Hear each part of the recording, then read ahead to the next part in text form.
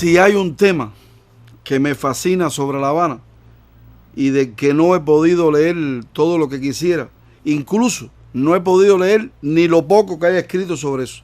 Solamente Enrique Cirules en Cuba, con el imperio de La Habana, la mafia en La Habana, y algunos relatos que últimamente aparecieron de Luis Báez, un periodista ya desaparecido físicamente también, sobre algunas cuestiones de la mafia en el Hotel Nacional. Excepto eso, se ha escrito muy poco de la mafia en Cuba, un tema que me parece fascinante y que tiene muchísima tela por donde cortar. Cirules, Enrique Cirules, sí, repito, fue el que más le dedicó tiempo a eso. Y desde los orígenes hasta que triunfa la revolución y tiene que irse la mafia, lógicamente, de Cuba. Estoy hablando de mafia en el término más claro y más completo de la palabra. Estoy hablando de la mafia siciliana o de la mafia de Chicago metida en Cuba haciendo lo que le daba la gana, campeando por su respeto. Ahora, ¿cuándo empieza ese fenómeno de la presencia y el dominio de la mafia en Cuba, el dominio del narcotráfico, del crimen organizado, del negocio y de las llamadas empresas tapaderas para lavar el dinero del narcotráfico y del crimen organizado?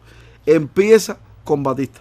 Inmediatamente que Batista da aquel primer golpe de Estado el 4 de septiembre del 33 al hijo de Carlos Manuel de Céspedes, colocado allí por el gobierno de los Estados Unidos en la presidencia de la República de Cuba, se convierte en un foco de atención de los Estados Unidos. Todo el mundo en aquel país advirtió, los más interesados, en que era el hombre que iba a garantizar los intereses económicos y políticos de Estados Unidos en Cuba.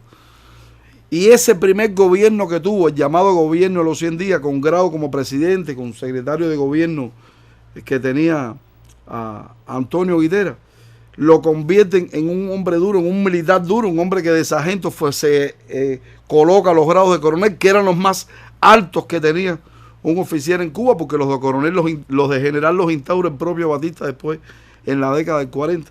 En ese momento, Batista empieza a darle entrada a la mafia norteamericana y siciliana en Cuba, que eran los mismos. Algunos con apellidos italianos, pero que vivían en Estados Unidos. ¿Cuándo viene el momento de consolidación? Ya en la década del 40, cuando Batista es presidente del 40 al 44. Ese es el año que empieza la consolidación de la mafia en Cuba, paralelo a la militarización excesiva del ejército y a las prebendas que le dio Batista al ejército. ¿Y cuándo viene el momento de esplendor? Cuando Batista da el golpe de Estado en el año 52.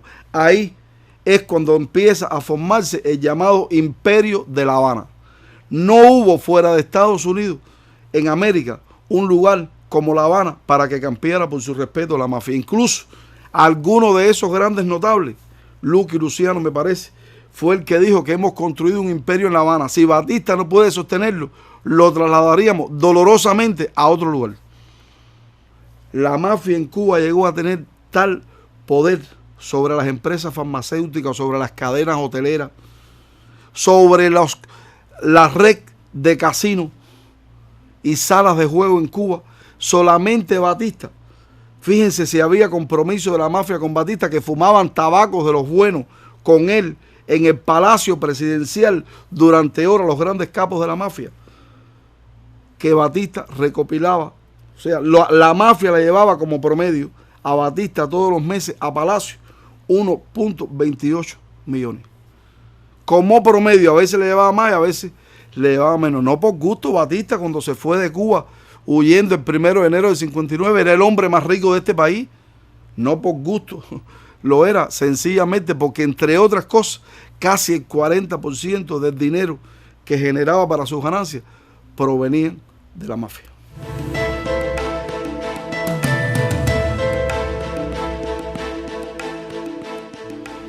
Fíjense ustedes, si la mafia tenía poder en Cuba, que en el año 58, el 31 de diciembre del año 58, en Cuba, 5 accionistas de la mafia en Cuba, 5 de ellos, tenían 3.011 contratos o licencias urbanísticas, farmacéuticas, hoteleras de negocio en Cuba. 5 hombres tenían 3.011 licencias para hacer lo que les pareciera. En una ocasión hubo un juicio donde hubo 69 entre capos mafiosos y sus lugartenientes y seguidores, 69 implicados en un proceso judicial. Y Santos Traficante, uno de los grandes de esos mafiosos en Cuba, envió una nota al tribunal y dijo: si alguno de ellos es condenado, con lo más mínimo que se le condene a alguno de los 69, todos los que tuvieron que ver directamente o indirectamente con esa sanción, va a ver cómo de 6 años en adelante y hasta 20 generaciones para adelante le voy a estar matando gente.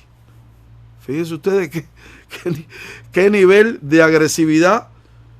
Un hombre que además lo cumplía. Además está decir que al otro día estaban los 69 en la calle. Pero déjenme decirle que en una ocasión alguien echó para adelante a uno de los lugartenientes de Santos Traficante y prometió que lo mataba. Cuando el hombre saliera de la cárcel, su amigo, pero ya cuando salió, el otro hombre por determinada razón había muerto y sencillamente volaron su tumba, la volaron, la hicieron explosionar en el cementerio de Colón. No perdonaban ni muertos. Pero les digo más, en el año 46 en Cuba se hizo, yo no sé cómo decirle a eso, era una reunión, pero yo no sé si era un festival, yo no sé qué cosa era. En el año 46, del 22 de diciembre al 26 del año 46, se hizo una reunión con más de 500 capos, los más grandes capos mafiosos de la historia de la humanidad. En ese momento estaban en La Habana. 2 hoteles, el Plaza y el Nacional, fueron desalojados todos los que estaban hospedados ahí en esos días.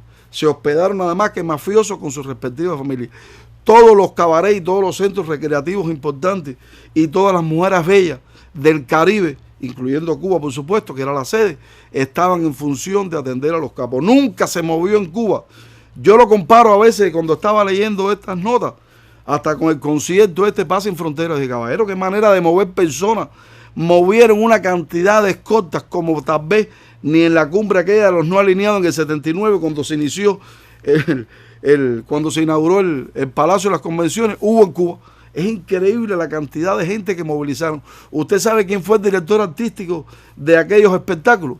Frank Sinatra, que no solo era cantante y un histriónico tremendo, era además el hijo mimado, el ahijado mimado de la mafia en Cuba, el dueño del Hotel Monte Carlo, que está donde está hoy la Marina Hemingway. Y era el hombre que lavaba el dinero de todos los negocios de farmacia y de todos los casinos en los cuales se vendía droga y estupefacientes en Cuba.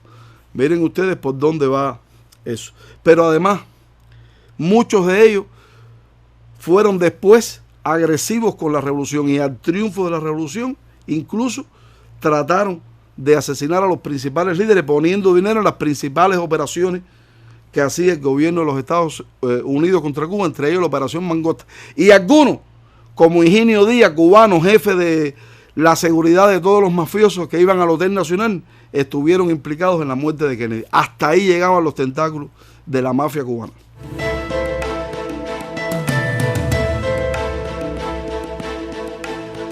No por atractivo este tema hoy dejó de resultar una desgracia en el pasado. Todavía, gracias a Cirule, a Luis Báez y a otros investigadores que han recopilado mucha información, pero que no se ha publicado, sabemos hoy que muchas muertes de políticos cubanos implicados con el gobierno en actos sanguinarios, otros que no eran políticos, pero que tenían negocios y de alguna manera afectaban a la mafia. Cientos de muertes por diferentes causas, incluyendo causas de matrimonios y de amores y dominio del negocio de la prostitución en Cuba, se debieron precisamente a las actitudes agresivas de la mafia. Mucho luto impuso la mafia en Cuba, aunque hoy parezca atractivo, y muchos de los cuentos que leemos y de las narraciones que hoy disfrutamos nos parezcan atractivas para el gusto del lector.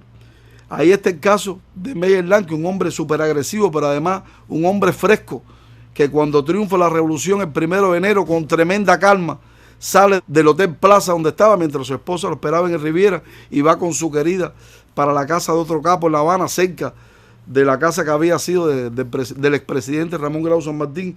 Ahí echó en una maleta 17 millones y los depositó. Esperó a que Fidel entrara a La Habana el 8 de enero y cuando vio cómo estaba el panorama, miren qué frescura, entonces fue que decidió irse. Y eso fue en el mismo enero. En marzo regresó a buscar la maleta y a la querida y ninguna de las dos aparecieron. Pero lo más notable de esto, repito, es la frescura del hombre de esperar que entrara Fidel a La Habana a ver cómo estaba el panorama y después vengo cuando pueda a buscarme dinero. Así era la mafia de peligrosa, agresiva y de fresca. Bueno, con este tema terminamos un ciclo de programa sobre La Habana y además cerramos el programa Vericueto hasta que termine el periodo vacacional para empezar de nuevo en septiembre con otros temas que esperemos sea tan atractivos para ustedes. Ya por hoy yo los dejo, no sin antes prometerle que en septiembre vuelvo con otros temas y usted recuerde, si quiere hablar de alguno de ellos con otra persona, los escuchó aquí en Vericuetos. Hermosa dama, Habana, si mis ojos te abandonarán, si la vida me desterrará a un rincón de la tierra, yo te juro que voy a morirme de amor y de ganas, ya